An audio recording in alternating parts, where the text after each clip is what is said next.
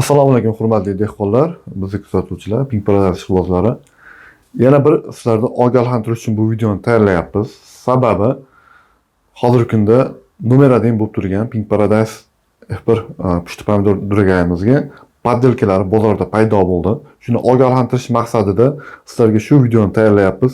Sababi hozirgi kunda bizni rasmiy distributorimiz tomonidan sotilayotgan, Himagro tomonidan sotilayotgan Pink Paradise'dan ko'ra arzonroq narxda bu noinsoflar, shu dehqonlarni masalan 1 yillik mehnatini kuydirishga harakat qilayotgan noinsoflar shu hozir poddelka urug'i tayyorlashga mana shu urug'larimiz.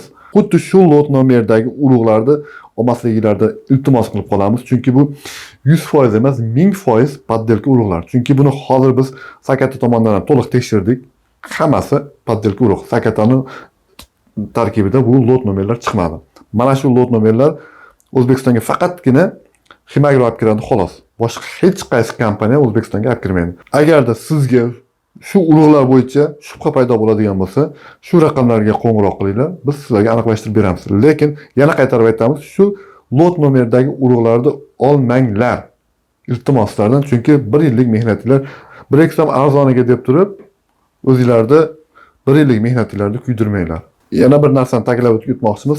Hozirgi kunda yana mana shu pachka paydo bo'lgan bu oldingi sotilgan upakovkadagi urug'lar, Pink Paradise urug'larining upakovkasi.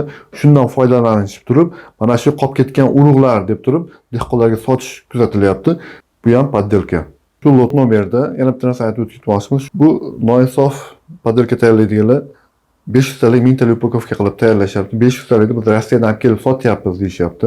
Lekin aslida bu 1000% ga garantiya poddelka urug'. İşonmanglar. Bu Rossiyadan kelyapti degan gapga ishonmanglar. Bu poddelka urug'lar.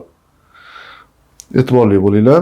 Agarda yana qaytarib aytamiz, shubha paydo bo'ladigan bo'lsa, bemalol shu nomerlarga qo'ng'iroq qilinglar. Biz sizlarga aloqaga chiqib aniqlashtirib beramiz.